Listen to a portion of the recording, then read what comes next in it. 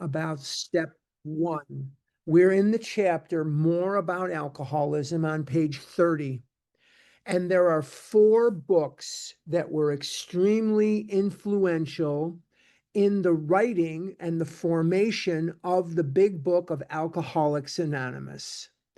There is the book of James in the New Testament. There is Emmett Fox, the Sermon on the Mount. There is the Varieties of Religious Experience by William James. And the fourth of those books is the book that is going to take center stage for the next few weeks, and that is Richard Peabody's The Common Sense of Drinking. Richard Peabody was a man like Bill Wilson who came home from World War I, and he was drinking himself to death. He was an alcoholic. He became a psychotherapist. He was a person who used the Emmanuel movement. The Emmanuel movement was a temperance movement to try to get himself sober. But in 1936, just 1 year after AA had been formed, he succumbed to his alcoholism and died drunk. He wrote a book called The Common Sense of Drinking. I would recommend that book to you. As I say, this book is so important in the history of AA because of the influence that it has here on More About Alcoholism, that Bill Wilson's copy of The Common Sense of Drinking is in the AA archives as we speak. Richard Peabody got a lot of things wrong. He got things wrong, like he believed that if you change your environment or you change your whatever, you change your job or whatever, then you will stop drinking. And of course, that's not the truth. He also believed that the disease, and this is the part you want to pay attention to most of all, he believed that the disease was permanent. He believed that the disease was progressive. He believed that the disease, if untreated, was fatal. And this permanent and fatal and progressive properties of the disease are integral to our understanding of what we're doing here. Very, very integral. Very integral. Richard Peabody,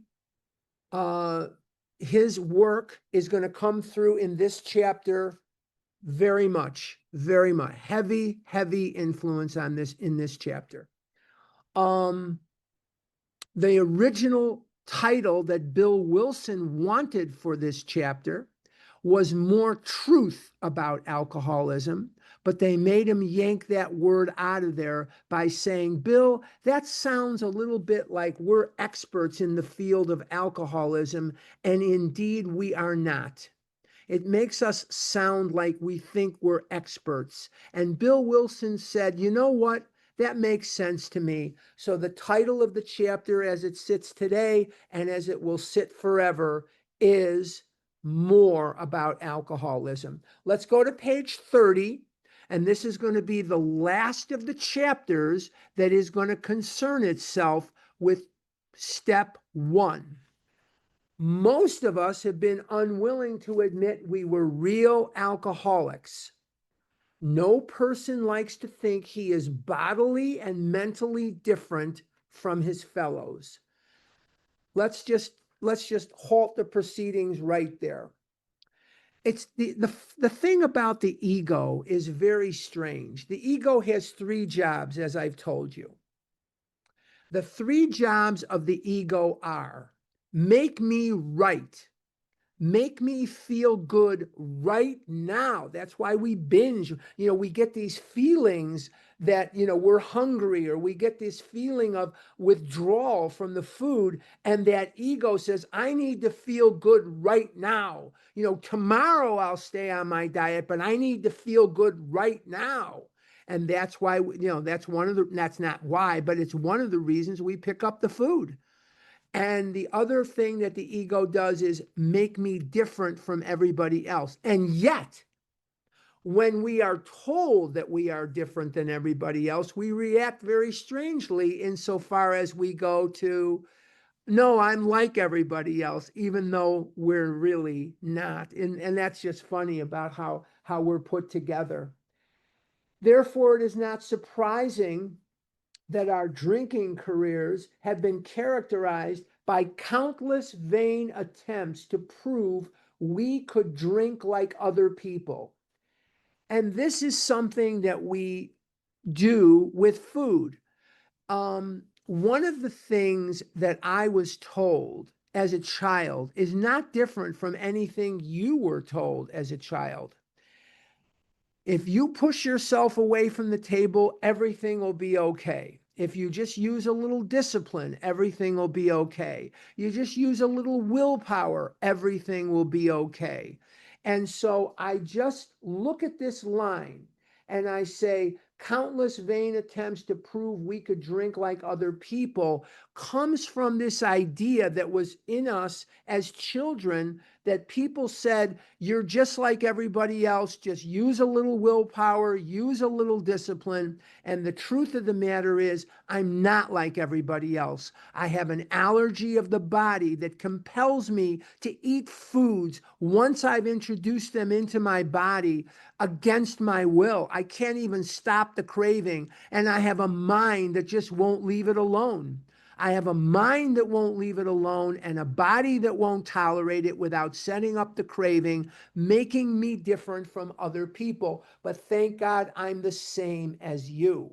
I may be different from them, but I'm the same as you. So the bottom line is that I have an illness, and no amount of willpower, no amount of discipline, no amount of desire, no amount of common sense is going to emancipate me from the urge to eat chocolate or eat pizza or eat whatever it is. The idea that somehow, someday, he will control and enjoy. When I was controlling my food, I couldn't enjoy it. When I was enjoying my food, I couldn't control it. So I cannot both control and enjoy my food at the same time, given the situation that I am a compulsive overeater with a disease of the mind and an illness of the body. I cannot control it and enjoy it at the same time. I hope this is making sense. I'm seeing some heads going up and down, but it really should make sense because it explains a lot of things that we've gone through in our lives that we really didn't understand at times. Okay. Is the idea that somehow, someday he will control and enjoy his drinking is the great obsession of every abnormal drinker. Someday I'm going to reach a certain age. Someday I'm going to get a girlfriend. Someday I'm going to be rich. Someday I'm going to be able to eat all the pizza that I want and be able to control it. Well, for me, it wasn't so much that I wanted to control it. Here's what I wanted. I wanted the biologically impossible. What I wanted was for me to be able to eat a mountain of pizza and not gain any weight. I wanted to be able to walk out of a restaurant or walk out of a convenience store with massive, massive, massive amounts of binge food with me and in me. And somehow, calorically speaking, I would be immune to the weight gaining effect of that food. That's what I was really looking for. I didn't care about anything else. I didn't care that I was killing myself with food that would make a billy goat puke. I didn't really care that I was eating food that was just crapola. What I cared about was the weight gain so that all the world could easily see that I was binging my head off and that I was fat and I was unhealthy and I was the target of jokes and the target of massive rejection. Anytime I dreamed a dream, anytime I liked a girl, anytime I wanted something in life, I knew I couldn't attain it because I knew that the weight was going to pull the rug out from under me. I knew that the disease, even though I didn't have a name for it, I knew that my eating was going to pull that food out. I knew that I knew that the food and the weight would pull the dream right out from under me, and I would just be a laughing stock laying there on the ground for people to laugh at. And so I stopped trying. I stopped dreaming to dream. I stopped, having aspirations, and I just wanted to die. One of the gifts that the program gives me today, and I don't have the time in an hour and a half to tell you all the gifts that the program has given me. But one of the major gifts that the program gives me today is I have a desire to live, and I have a desire to live until I die. I'm here in Chicago to go to a memorial service for a man that I was friends with for 55 years. He went to sleep on March 15th. He had a massive stroke during the night, and he never woke up.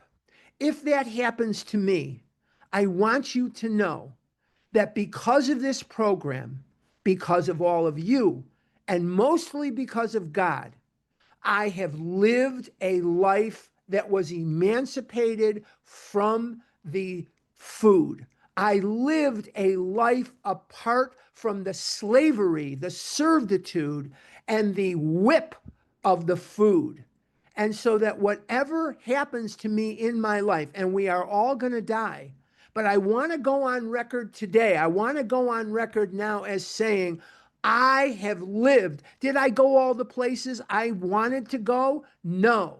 Did I do all the things I wanted to do? No. But I woke up this morning, and I should stop right there. I woke up this morning.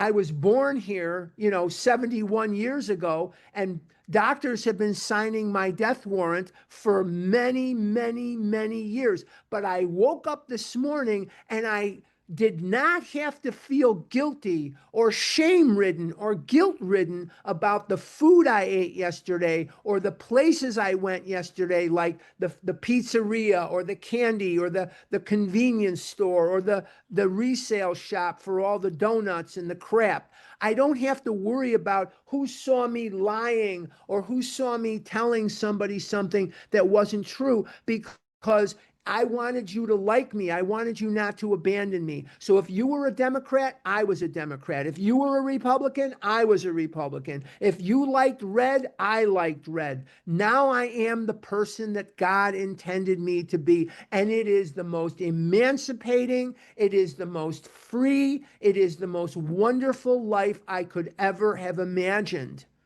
There are so many rewards to recovery that have nothing to do with food and weight. Don't quit 5 minutes before the miracle. Let's continue. We're on page 30, the last sentence of the first paragraph. The persistence of this illusion. What is the illusion? That we will be able to control and enjoy our eating. The persistence of this illusion. See, we got obsession. What is an obsession? An obsession is a thought that pushes aside all thought to the contrary. An illusion is something that we believe that simply is not true. It simply is not true. The persistence of this illusion is astonishing.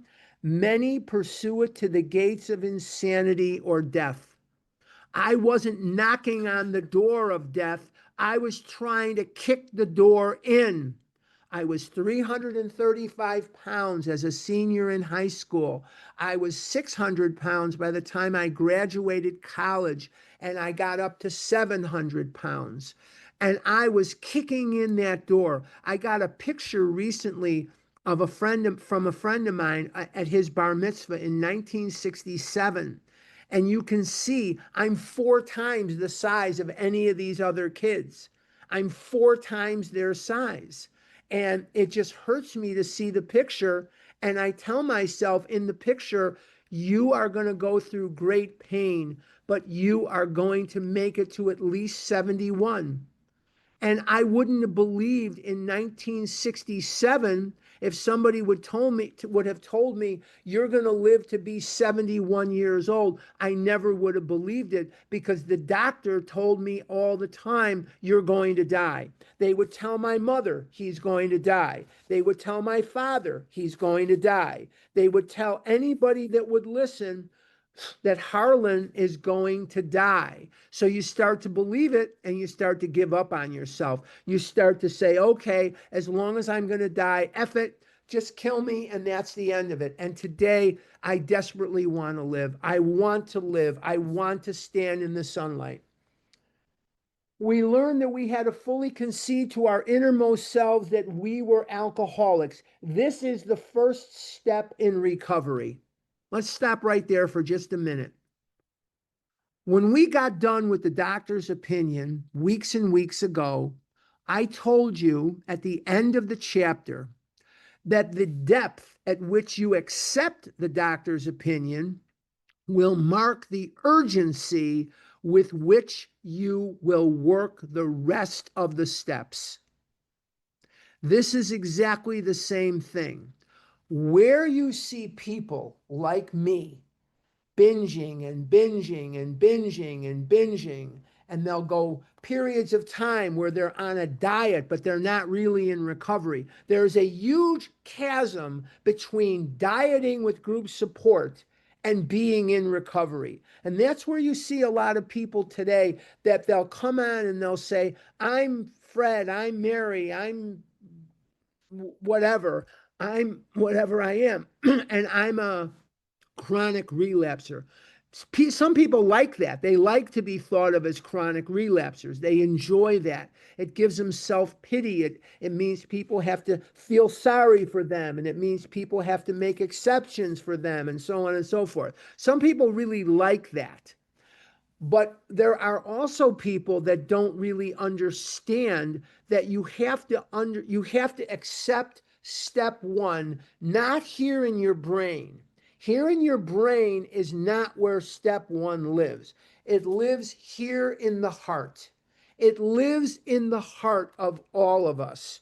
You have to accept that you are a compulsive overeater in the soul of the depth of the heart.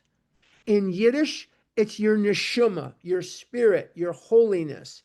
In the depths of your heart, in the depths of your soul, in whatever the depths are at the deepest point, you have to come to the conclusion that no human power is going to relieve your compulsive overeating, that there will not be a day, there is not the sponsor, there is not the girlfriend, the boyfriend, there is not the accomplishment, there is not any modicum of earthly good that is going to alleviate you from this condition. Your freedom must come from a power greater than yourself.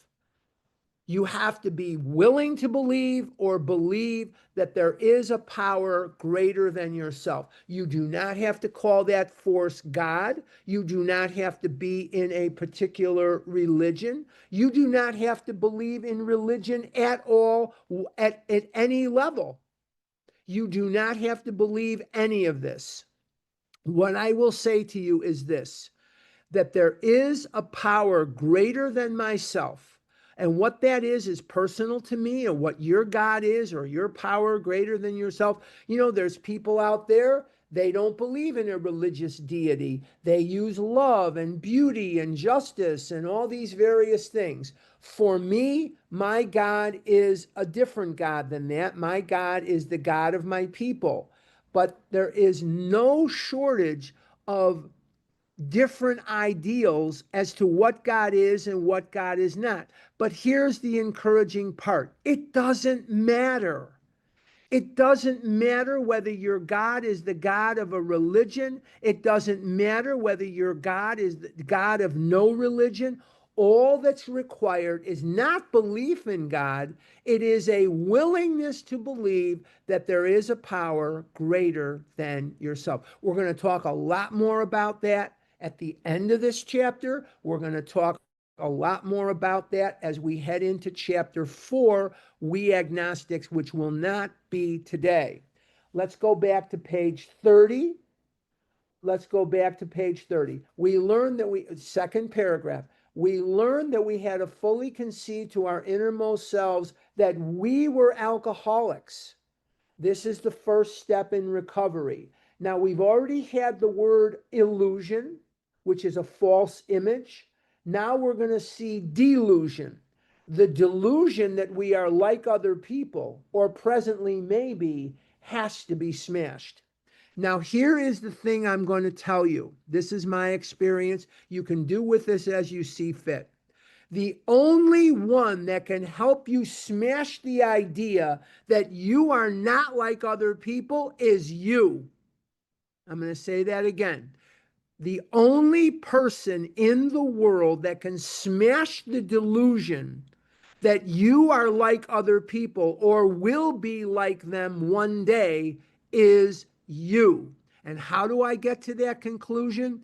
By suffering tremendous, tremendous, tremendous pain, by being degraded, by going through what the book is going to call pitiful and incomprehensible demoralization.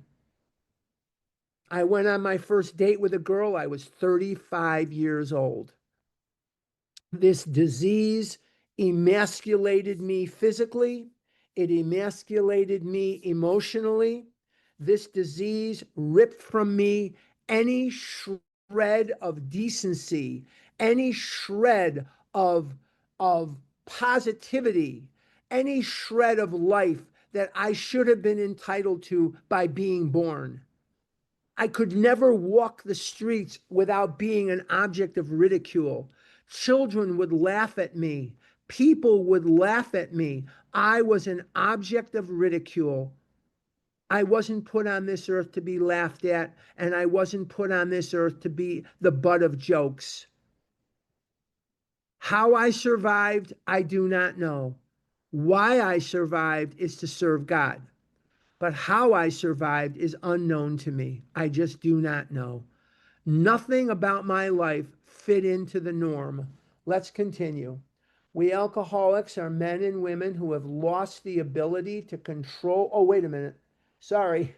The delusion that we are, that is where I am. I'm sorry. We alcoholics are men and women who have lost the ability to control our drinking.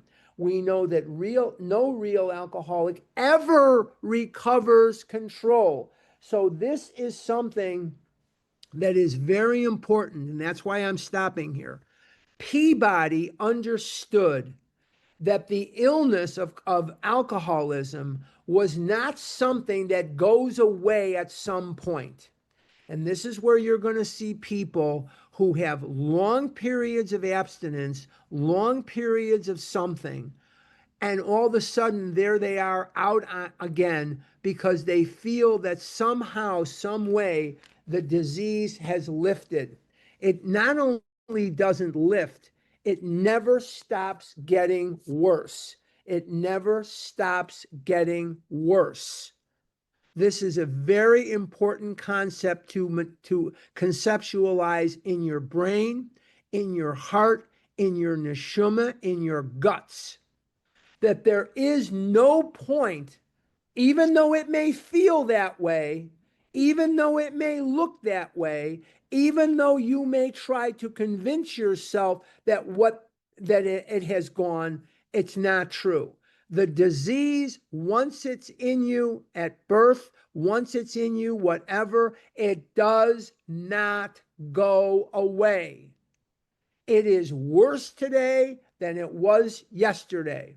When I was a kid, there was a song by a group called Spiral Staircase, and I've told this story in here many times. One time, one of the members of the group called me.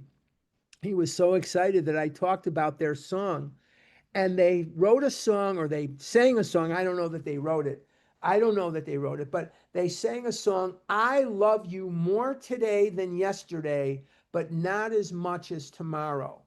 This disease is stronger today than it was yesterday, but not as strong as it's going to be tomorrow. The disease continues to get worse and worse, whether you are in recovery or not. And the delusion that by being in some modicum of recovery, the delusion, the illusion, the false belief that because you're in recovery today, or because you're abstinent today, is going to grant you some sort of pass tomorrow. I'm going to say this again, and some of you aren't going to like it. Abstinence is not the most important thing in my life without exception. My relationship with God is, or my relationship with my higher power is. And one of the biggest reasons is abstinence does not treat this disease. I'm going to say that again because that's not information that you usually hear. Abstinence does not treat this disease. Only a spiritual awakening and the maintenance of that spiritual awakening will treat this disease. The disease is relentless, and it will continue to try to kill you whether you are abstinent or not. Okay, let's go back to page 30. We alcoholics are men and women who have lost the ability to control our drinking. We know that no real alcoholic ever recovers control. All of us felt at times that we were regaining control, but such intervals, usually brief, were inevitably followed by still less control, which led in time to pitiful and incomprehensible demoralization. We are convinced to a man that alcoholics of our type are in the grip of a progressive illness. Over any considerable period, we get worse, never better. No matter how well you are doing with your program, the disease is mounting its next offensive. I believe that no matter what happens in life, I have to outwork the disease. All of us have heard me say this. I'm going to say this again. I believe that compulsive overeating and alcoholism and any addiction you can name is a spectrum disorder. What does that mean, a spectrum disorder? We are affected identically, but we are not affected equally. We have the allergy of the body and the twist of the mind in common. Some of us have weighed 400, 500, 600 pounds. Some of us would never get to a weight like that. Some of us used to purge vomiting or laxatives or exercise. We used to purge X amount of times a week or X amount of times a day. Some of us purged more than that or less than that. So what I need to remember is I have to work above the level of affect. The more you weighed, the more vicious the onslaught of this disease is, the harder you have to work. So don't ever fall for this. Just because your sponsor goes to X meetings a week and your sponsor or your friend in program makes X amount of outreach calls, I'm talking about X a lot here, and I'm not a math person. I hope that the other Danny P isn't going to give me a math problem later. But anyway, no matter what happens, that may or may not apply to you. Just as their food plan will not apply to you, their level of activity, their level of service may not apply to you. You may have to do more. I have to do more than my sponsor. My sponsor has never weighed more than 300-400 pounds in his entire life, in his entire existence. So I have to outwork anything. I have to outwork anybody. If you think I want to take all the outreach calls I get, you're crazy. If you think I want to go to meetings every single day for hours and hours at a time, you're crazy. I'd rather, if you think I want to exercise or do the things I do, I'd much rather sit in front of the television set eating bonbons and watching, reruns of Perry Mason or MASH or something, whatever. But the bottom line is, I have to work my tuchus off or I'm going to be in the food very, very quickly. We are affected identically. We are not affected equally. It is a spectrum disorder. I cannot prove that to you. Don't ask me during Q&A to prove that or where is that in the big book. It's not. There are mentions of the various levels of alcoholism in the back of the book and in the front of the book, but I cannot prove to you that this is a spectrum disorder. I believe it as much as I believe today is Saturday, but I cannot prove it to you. It is a theory based on 46 years of observation that some of us are more highly affected than others. That doesn't mean we're different. It just means we have a deeper level of affect. Bottom of page 30, we are like men who have lost their legs. They never grow new ones. What does that mean? It means that if anybody tells you that we are not powerless or that we have somehow evolved into somebody that is not powerless, that the big book does not bear that out. That we are like men who have lost their legs. In other words, the condition of a person who has, God forbid, lost their legs is not something that is going to change. They may get a better prosthetic. They may get a better wheelchair. They may get some implement with which they can function. But once you lose your legs, you do not grow new ones. Once you do, not once you do, once you are a compulsive overeater, the disease is permanent. So in the first page of this chapter, because of the influence of Richard Peabody and the common sense of drinking, you have two of the properties, three, progressive, permanent, and fatal.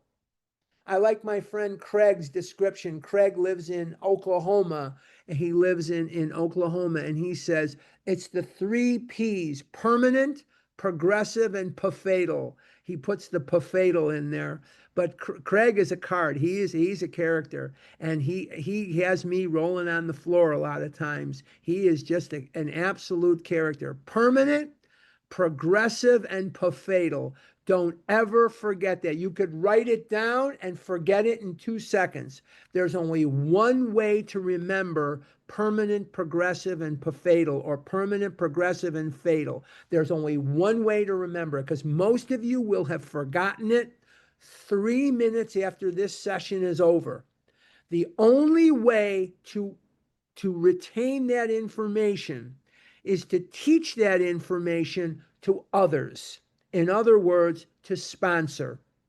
If I want some expert on early world history or US history, I'm going to go to a teacher who teaches it all the time, who goes through it all the time, because repetition is the best form of instruction. So the only way to retain this information is to teach it to other people. And that is how you keep that memory fresh. We have a spiritual condition that is based on our daily maintenance, the maintenance of our spiritual condition. And that means we are going to have to do the work necessary to sponsor, to bring the message to others. You don't sponsor, you're not going to recover. I'm going to say that again. You don't sponsor, you're not going to recover. Some people don't like when I say that. I don't like when I have to say, hey, the Cubs didn't win their division. They're only the wild card team. That's not what I had in mind at the beginning of the year. I wanted them to win the division. But sometimes poo-poo happens. That's just life in the big city. We are like men who have lost their legs. They never grow new ones. Neither does there appear to be any kind of treatment which will make alcoholics of our kind like other men. I'm at the top of 31.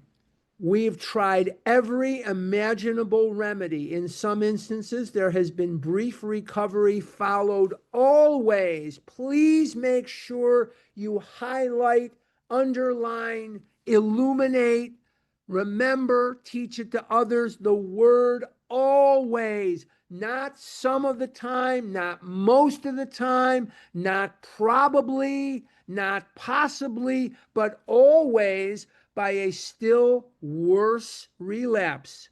Does it say by a relapse? No, it says a still worse relapse. Why do relapses keep getting worse and worse and worse and worse? Because of the progressive nature of the disease.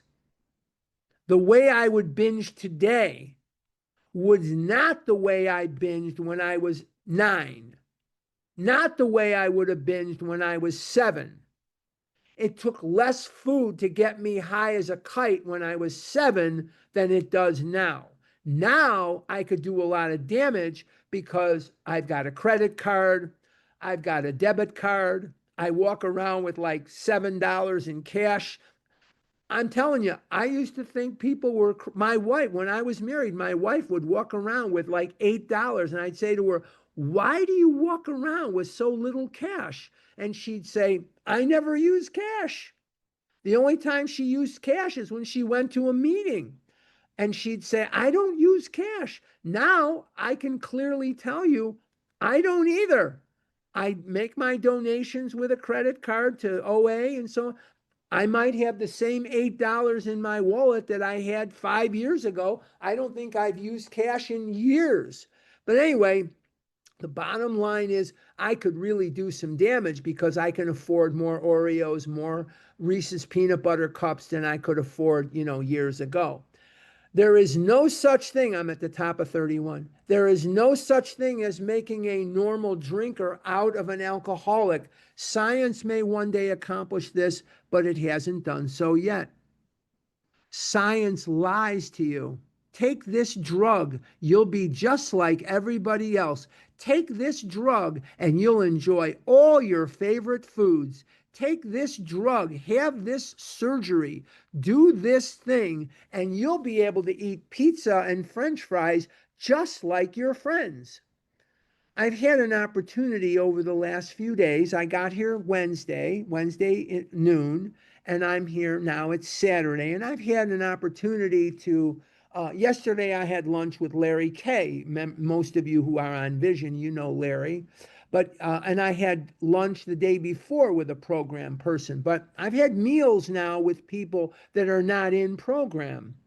And I looked at how much they really eat, and it's really very little.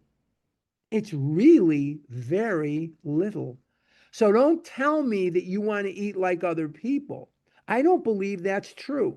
What I believe you want is the same thing I want. And what I want is I want to be able to eat a family-sized stuffed pizza in Chicago and not gain any weight. Because when you really look at how much food some of these normal people are eating, it's really not that much food. It's really not. I went out to dinner on Thursday night, and there was a married couple there having dinner with us. They split a dinner and split everything down the middle.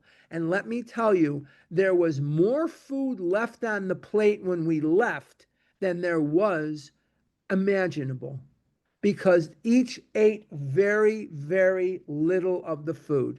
There might have been 8 ounces or 6 ounces of something. I think they each ate 2 ounces of it.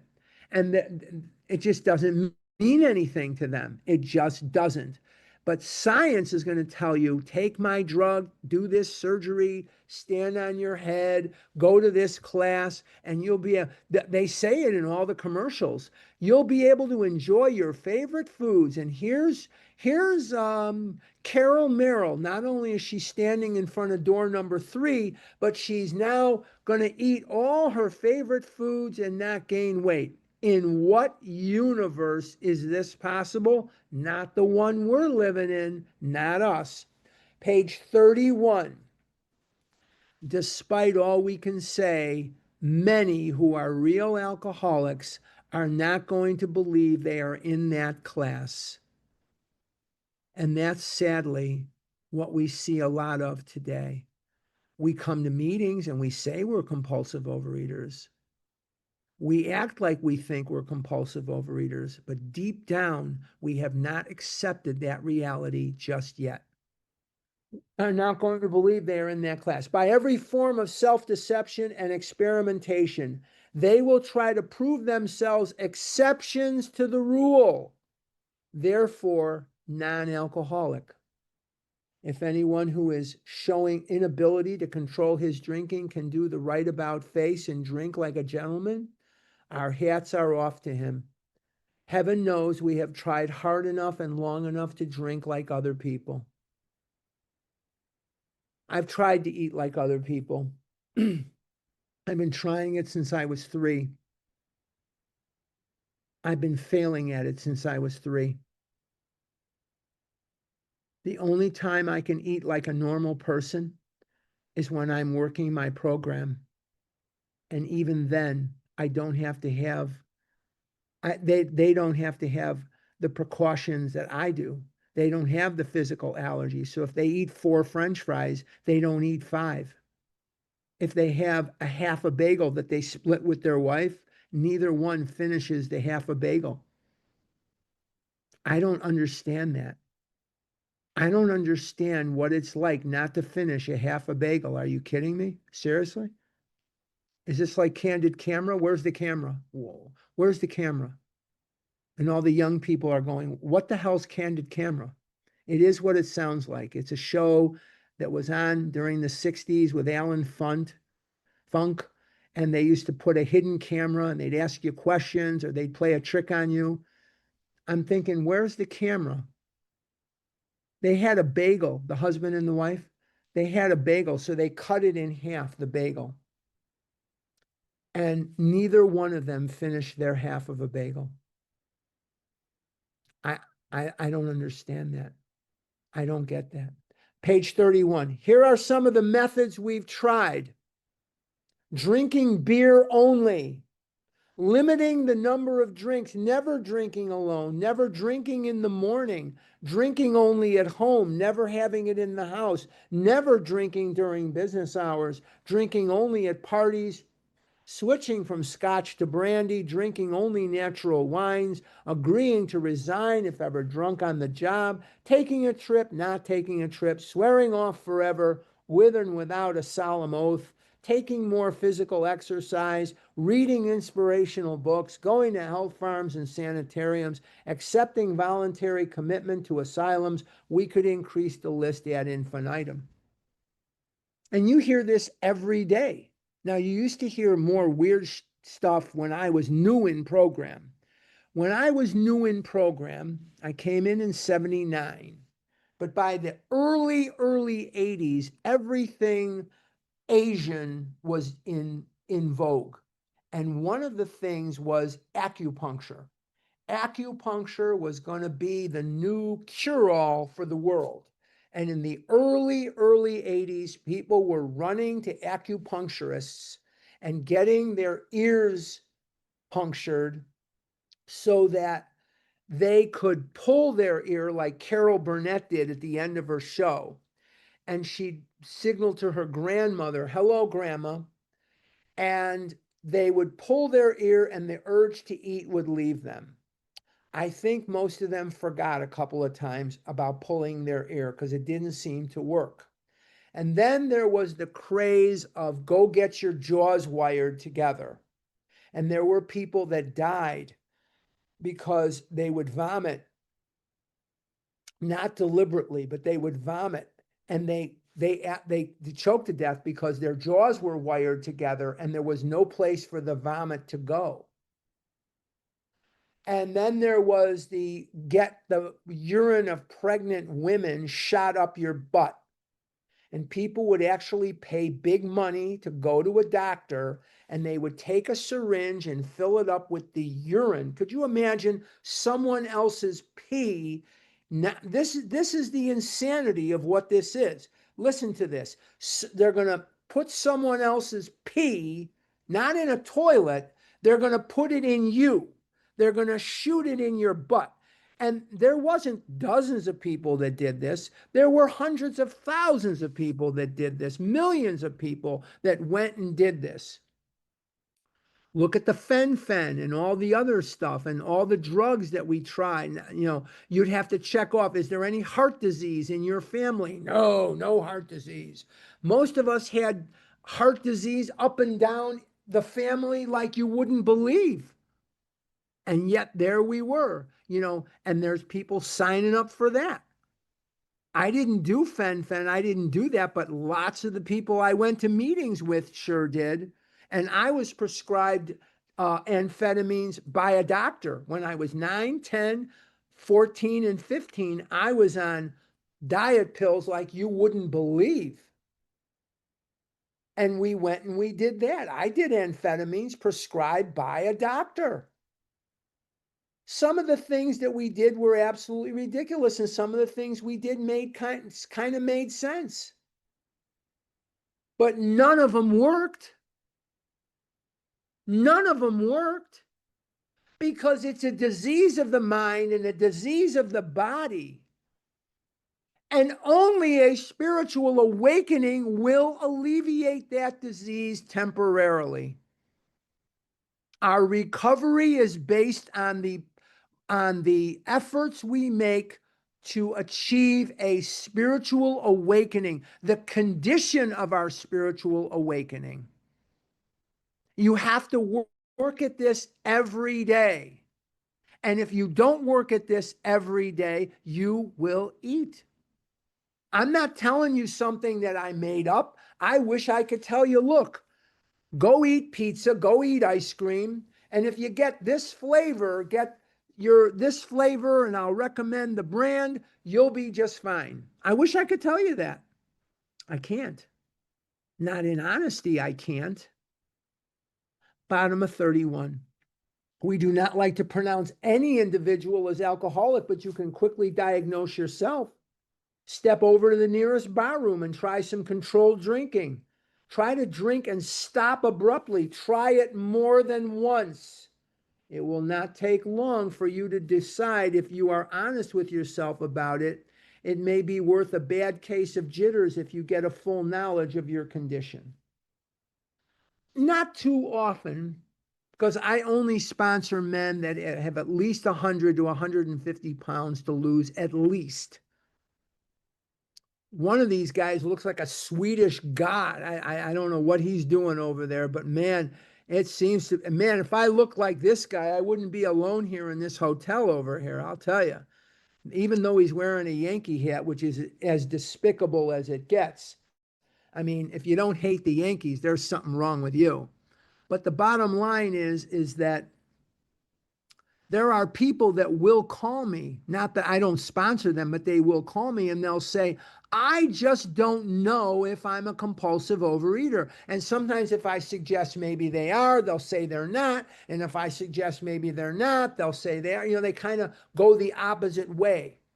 Here's a good way I tell them to find out. I say, what's your favorite binge food in the whole world? 97, 98% of people, when asked, what's your favorite binge food, will say ice cream. I don't know why. I mean, ice cream is good. I mean, I like ice cream, absolutely. But the bottom line is that 97 to 98% of people will say ice cream. I would say pizza maybe or something like that, but okay, ice cream. And this is what I'll tell them. Go get a gallon of your favorite flavor. Whatever your favorite flavor is, go get a gallon of it. And they'll say, really? And I'll say, I'm not kidding. I wouldn't tell you this to pull your leg. Go get a gallon of ice cream. And today is Saturday, right? I'll say, I want you to eat 3 teaspoons of ice cream, your favorite flavor. Put the gallon back in the freezer. Close it up and put it back in the freezer. If that gallon is still there on Monday, you're okay. You're not a compulsive overeater. If it's gone, welcome to Overeaters Anonymous. Welcome home. That's what I tell them.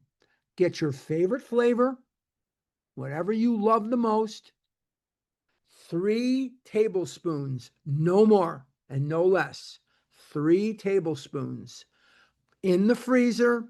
If that gallon of ice cream is still there Monday, Tuesday, you're probably not a compulsive overeater unless you're binging on something else. But if it's not there, come on back. Welcome home. Welcome to Overeaters Anonymous. Okay, page 32. Though there's no way of proving it, we believe that early in our drinking careers, most of us could have stopped drinking. I don't believe that that really applies to me. I was over the line when I was in diapers. I was over the line, and I know there's other people here that may not look like it now, but I've heard your stories. I don't believe that's true for you.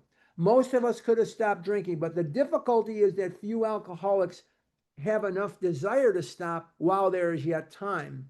We have heard of a few instances where people have showed definite signs of alcoholism where we're able to stop for a long period because of an overpowering desire to do so. Here is one. I believe that for me, and I do not know how it is for you, I've heard of a lot of people that were adult onset. I have a friend of mine, he lives in California. He is about 400 pounds. When we were younger, and I've known him for 60 years, when we were younger, he showed no real signs of compulsive overeating. Now he can barely walk, he can barely get in and out of a car. I know there are people that are adult onset. I am not one of those people. I was afflicted with this disease from the beginning of my life. So it is not true for me that I could have stopped. If I could have, I would have, because people have been scaring the hell out of me since I was a very young child. I have a vivid memory of going to the doctor as a toddler, and the doctor showed my mother the chart of what babies and toddlers should weigh.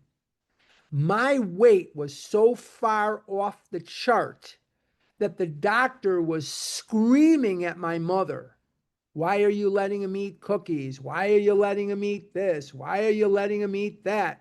This kid's not going to live long. And I remember it like it was yesterday. It was nightmarish for me to see my mother so upset, to see my mother getting screamed at like that.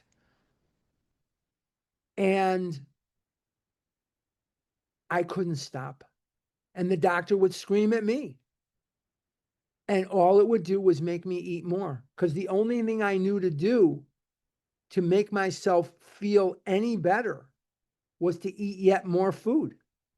And it had just the opposite effect. So I believe that this paragraph, although great, I would never had a situation where I could have stopped. I don't believe I could have.